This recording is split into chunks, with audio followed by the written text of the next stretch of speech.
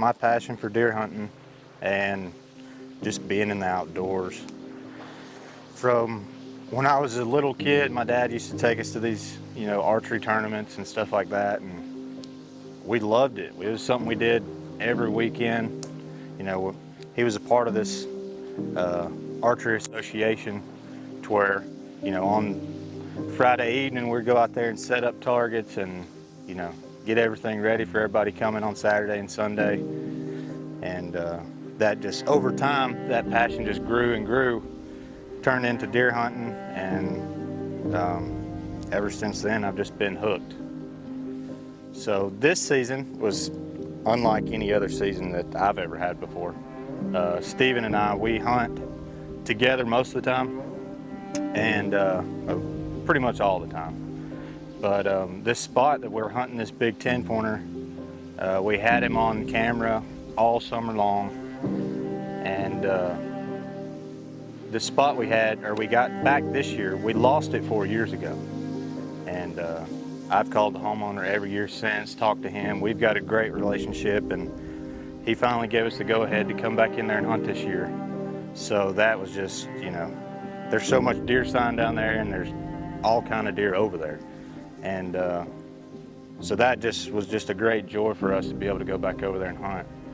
And so we got our cameras out, we started feeding in the summer, started getting pictures of this 10-pointer, and it seemed like every picture we got, he just kept getting bigger and bigger. So, our hopes are high the whole season leading up to when I, harvested this deer. And but the only pictures we got were at night. He didn't daylight at all until November probably. And so we hunted him real hard through bow season, through September, October, and then come November, Chris, Bo, Jimmy, and Steven were going out to Illinois like they do every year, go hunt public land out there. And just so happened that weekend, I think y'all left on a Saturday, that weekend that they left, he daylighted. Got the first daylight picture of him. We were pumped up. I hated that everybody was gone, but that's just kind of how it worked out. And then on November 13th, I'd been hunting all day, and the whole season, me and Steven have been putting in all-day sets on this deer because it came out. We thought it was him. It's hard to tell because we couldn't see much of his rack, but he came out one day in the daylight, early November, at about lunchtime. So, we've been putting in all these all-day sets and just as hopes that he would just show up. So, turns out on November 13th, that was a Sunday evening, me and Steven had been talking that morning, texting back and forth. They were hunting in Illinois, and I was hunting down there. And we've been talking back and forth, and just seemed right. Something about when you're in the woods sometimes, it just seems like that day is going to be the day. And that's what I told him that morning. I was like, this just feels like it feels right. I had the good wind. There was does everywhere. Bucks were rutting. And heck, I filmed a deer that day that he was a shooter in my book. He was probably, over 125 inches. He was a beautiful deer. He gave me multiple opportunities to shoot him.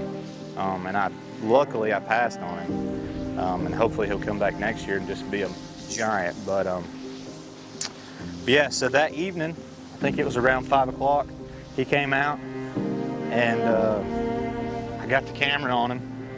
And self-filming, I'll give it to anybody out there that does it. Self-filming is one of the hardest things to do and make it look good and get everything on camera. So he come out, bumping these does down the hill.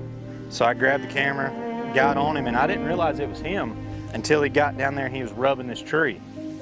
So I swung the camera around, got on him, got my bow ready and everything as he was rubbing this tree. And I go to draw back, and he bounces off that hill into the creek.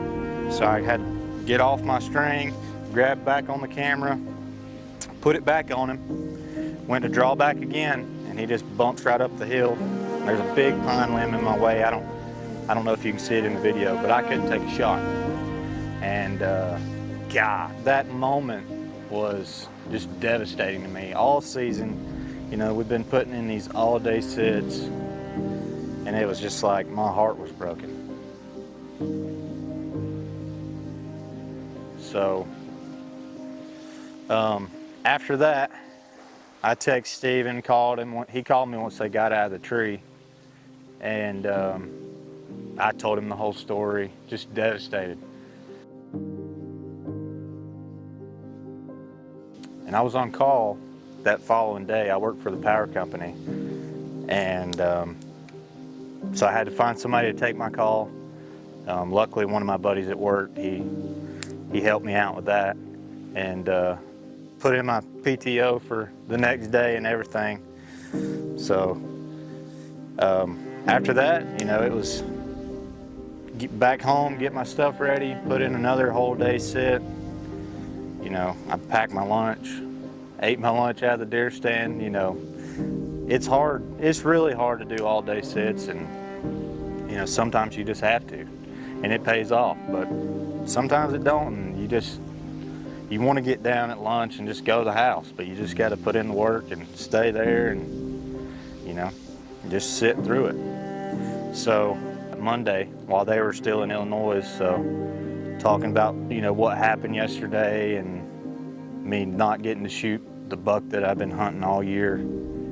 And it was just surreal. It was kind of like, you know, everything was on the line. If he didn't come out that day, I'd have just been so devastated. But luckily, 5 o'clock, does running everywhere all day, deer just moving like crazy. And he comes bouncing down that hill once again, following a doe. And this time it was a lot faster. So, and I'd already made it up in my mind that if the camera wasn't on him, it just is what it is. I wasn't gonna let him walk again and worry about the camera. So I panned the camera over to him as he's coming down the hill, and he comes down. I got him in camera, got my bow out, and I went to draw back. And he steps right out in the creek, and I looked over at the camera and he was out. So I went to bump it one more time, and he took another step.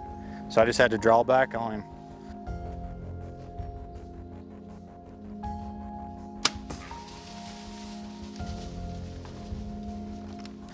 Made the shot, and once I shot, he was standing in the creek, broadside. And when I'd shot, it looked like my arrow was a little bit far back, and you know, at that moment there's so much going on, and you know, it's hard to tell how it really was. So after I shot, he run up the hill about 20 yards and stood behind this tree. And as you can tell in the video, I couldn't find him in the video or nothing. There was like 3 trees real close, and he stood right behind all of them. And I couldn't find him for a minute. I'm freaking out. So he finally steps out a little bit, and I can see him. And I seen some blood coming out of him, but I just couldn't tell how the shot was. So, and this little spot we're hunting, you know, there's suburban deer, you know, it's a suburban area. So if that deer was to run off the property, you know, we might not get a chance to go get the deer. So he steps out in front of that tree, and I think he was somewhere around 40 yards there. He starts walking down, kind of down and away from him. And I'm still freaking out, don't know what to do. Do I need to shoot again? Do I not? Is he gonna fall? I mean, he looked hurt. He was definitely hurt. And so I just made up a decision, knocked another arrow. And at this point, he's up in another tree, which was hanging real low. And it was 52 yards, and I'd shot, and it went right under him. And he took a couple quick steps and hit the ground, and which I knew I'd missed him on the second shot, but he fell and hit the ground, and the rest is history.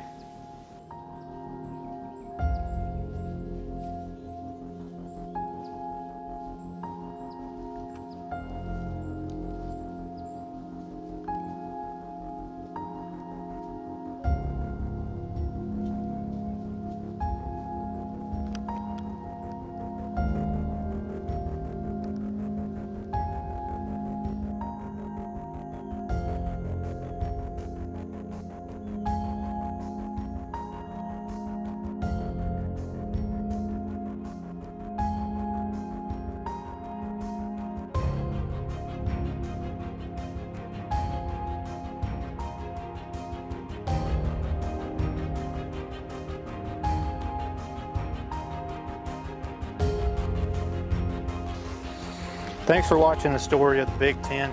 If you would, smash that subscribe button. Follow us on Facebook and Instagram. We'd really appreciate it. Drop down in the comments and tell us your big buck stories. We'll check it out. See you.